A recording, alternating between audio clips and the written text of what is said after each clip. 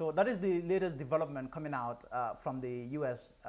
We have just received information, or the United States government has just announced that the wife of the former president, Zineb Jammeh, has been slapped with new sanctions. She has been designated over her role in materially assisting the former president in his corruption. That is Zineb Jammeh, the wife of the former president. So I will speak with the Deputy Chief of Mission at the U.S. Embassy, really to give us some context as to this development. The Deputy Chief of Mission joins me now, Shelly Seaver. Madam Deputy Chief of Mission, thank you for speaking to the Fatu Network. It's absolutely my pleasure to speak with you today and to all your viewers. Great. So first things first, let us try to put this into context. For the umpteenth time, your government is coming after former president and his associate family members, if you like. We have seen your government designate the former president himself, but not just that. We have seen what your government has done in terms of going after the mansion that the former president bought in your country. Now today, his wife is being, designated over support or assistance she gave to her husband in his corrupt ways or behavior, if you like. Give us first one. What I want to ask you is, how did you arrive at this move, this decision to designate the former president's wife? Sure. So this designation shows the partnership that the United States government has with the current Gambian government, and that we believe that those who have committed economic crimes and have engaged in corruption should be designated.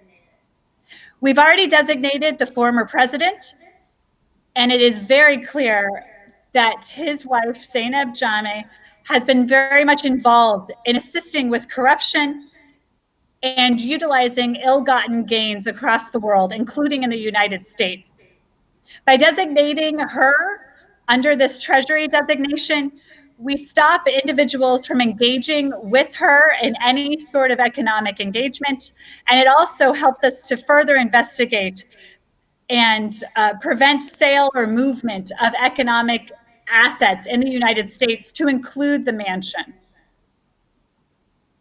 So if anything, if investigations, local investigations are anything to go by in the Gambia, we have seen this new government, the President Adam Barrow government, coming up with investigations. The Jammeh Commission, which investigated the financial assets and business dealings of the former president, uncovered massive corruption on the part of the former leader there. But the timing of your sanctions, really going after the former president, one might be tempted to ask or to say that America could have done much more when the former leader was president to ensure that he lived by the rules there. So we certainly engaged with the international community at the time when Jammeh was president, and we used a very wide variety of tools in order to stop individuals and try to prevent individuals from engaging in corrupt practices.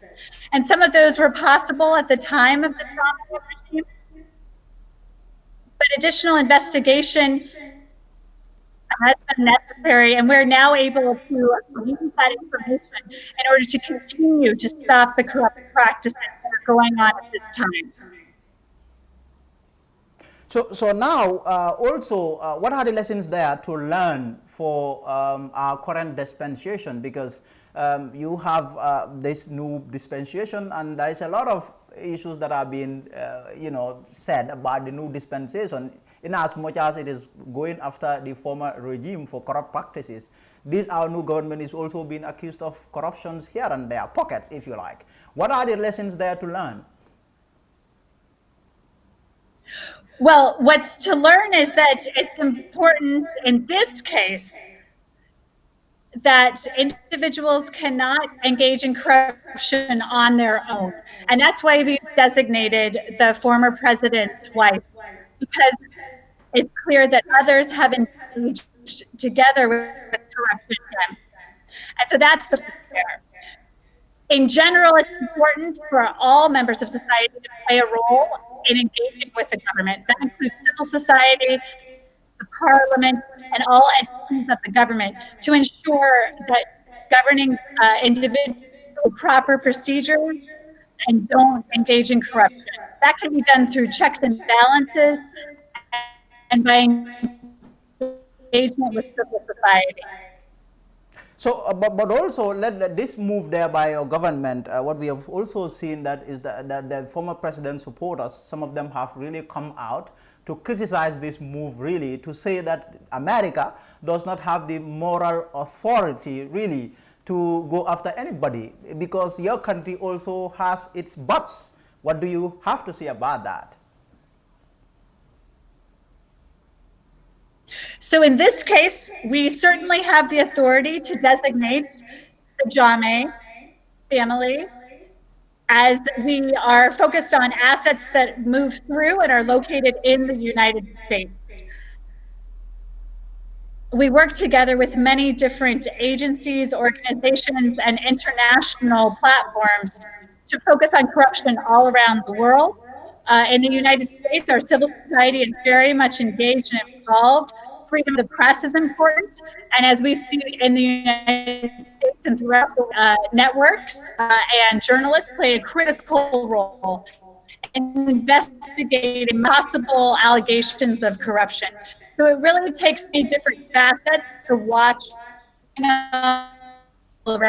this case, we've done extensive research to ensure that it is accurate and correct who is actually designated by the Treasury Department of the United States, and the evidence has been clear that former President Jammeh's wife was very much involved in corrupt practices, stealing from the Gambian people.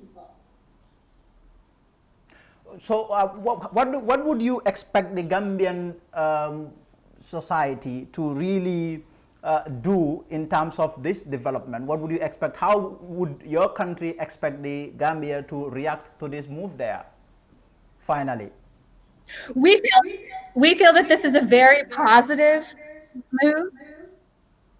And it simply adds to what the Gambian government has achieved in researching the corruption of the previous regime. That includes the work of the Jammeh Commission. We've seen some of that come out throughout the TRRC process. And we believe that this Treasury designation simply complements the research that the Gambian people and Gambian government has done to uncover the vast, wide network of corruption that took place under the previous regime. Madam Deputy Chief of Mission, do you have any other thing to say? I very much thank you for inviting me today, and I want to just underscore the great cooperation that the United States government has with the Gambian government. This includes individuals from our Justice Department, Treasury Department, and other departments that work together with their Gambian counterparts to investigate what human rights abuses and corrupt abuses have taken place under the Jammeh regime, how those might be addressed, and positive steps moving forward. Madam Deputy Chief of Mission, thank you very much for your time. Much appreciated, really. Thank you very much. Have a wonderful day. You too. Bye-bye. Thank you. That's the Deputy Chief of Mission of the United States at their embassy in Banjul speaking to me there over the designation of Zineb Jammeh, the wife of the former president there, over her role in assisting the former president in his corruption there. So we'll be right back.